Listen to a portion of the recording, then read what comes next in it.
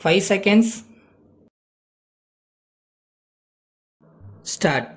தலைவர் அவர்களே, சமுதாய வளர்ச்சி மற்றும் நகர நிர்வாகம் குறித்த கொள்கை விளக்க குறிப்புகள் மீது பேச எனக்கு வாய்ப்பு கிடைத்ததற்காக நன்றி தெரிவித்துக் கொள்கிறேன்.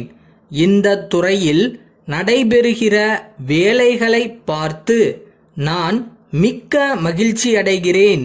வேலைகள் என்ற அளவில் பார்த்தால் இந்த துறை மிகவும் திறமையாக செயல்பட்டு வருகிறது. குறிப்பாக தன்னிறைவு திட்டத்தை பொறுத்தவரையில் நம்முடைய அரசாங்கமானது என்னென்ன செய்ய வேண்டும் என்று நினைத்ததோ அவற்றையெல்லாம் திட்டமிட்டு முறையாக செய்து வருகிறது என்பதை தெரிவித்துக் கொள்கிறேன். அந்தந்த ஊராட்சி ஒன்றியங்களில் நடைபெற்று வரும் வேலைகள் எல்லா தரப்பு மக்களாலும் பாராட்டப்படுகின்றன. ஆகவே நானும் இந்த மன்றத்தில் அரசுக்கு என்னுடைய முழு பாராட்டுகளையும் தெரிவித்துக் கொள்ள ஆசைப்படுகிறேன். இன்றைக்கு கொள்கை விளக்க குறிப்புகள் பற்றி நாம் விவாதம் நடத்தி கொண்டிருக்கிறோம். கொள்கை விளக்கம் என்று பார்த்தால் அது சமுதாய வளர்ச்சிக்கு உகந்ததாக இருக்க வேண்டும்.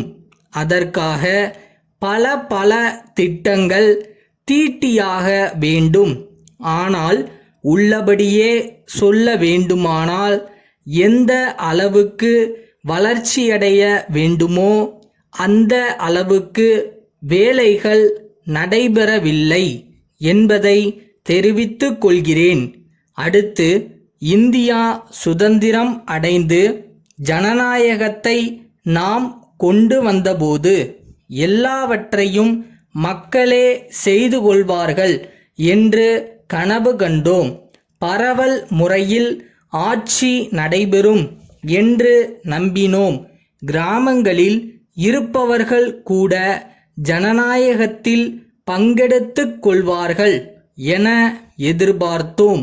அத்தகைய முறையில் நாட்டில் அமைப்புகளை ஏற்படுத்த வேண்டும் என்று விரும்பினோம். ஆனால் இன்று வரை அதை செயல்படுத்த முடியாத நிலைமை நாட்டில் இருக்கிறது என்பதை தெரிவித்துக் கொள்கிறேன். அடுத்தபடியாக, இப்போது கிராமங்களுக்கு குடிநீர் கொடுப்பது என்பது அவசியமான ஒன்றாகும். இதற்கும் புதுடெல்லியில் இருப்பவர்கள்தான் இத்தனை கோடி ரூபாய் ஒதுக்க வேண்டும் என்று முடிவு எடுக்கிறார்கள். இப்படி செய்வது எப்படி நியாயமாகும்? இதன் காரணமாக மக்கள் என்பவர்கள் விண்ணப்பம் போடுபவர்களாகத்தான் இருக்கிறார்கள். இந்த முறை ஆங்கிலேயர் ஆட்சியின் காலத்தில் இருந்தது சரியாக இருக்கலாம். ஆனால் நாடு சுதந்திரம் அடைந்த பின்னரும் நம் நாட்டை நாமே ஆண்டு கொண்டிருக்கும் காலத்திற்கு பொருந்துமா என்பதை சிந்தித்து பார்க்க வேண்டும்.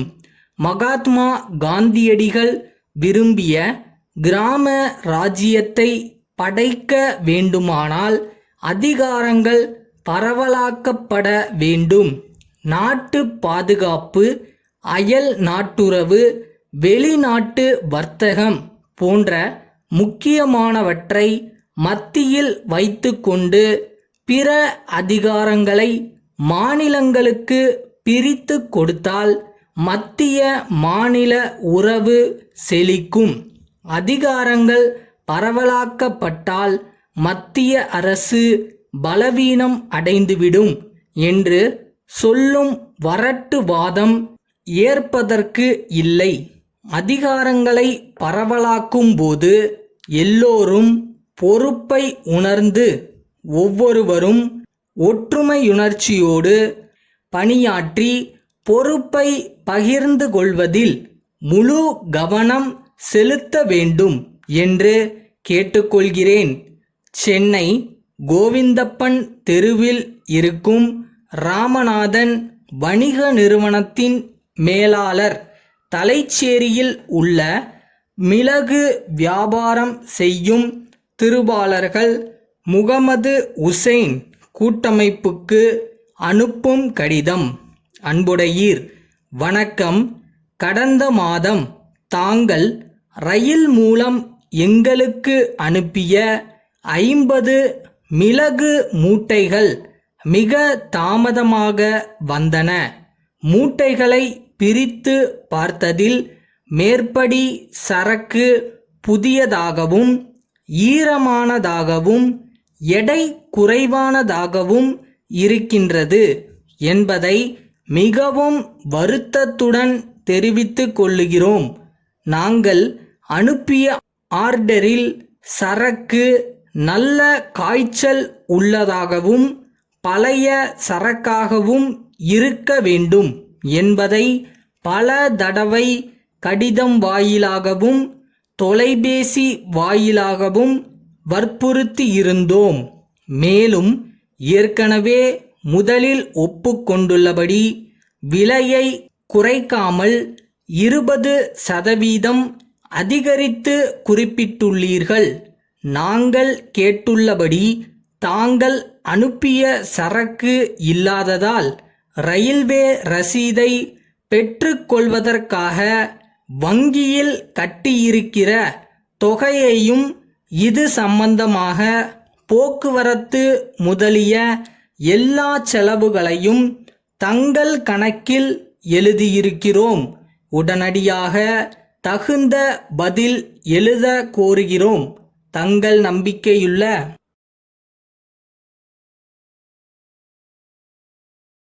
நம்மளோட திறமையை வளர்த்துக்கிற அட் த சேம் டைம் நம்ம வருவோம் அப்படின்னு நம்புகிறேன். அந்த கான்ஃபிடென்ஸ் உங்ககிட்ட இருக்கணும்.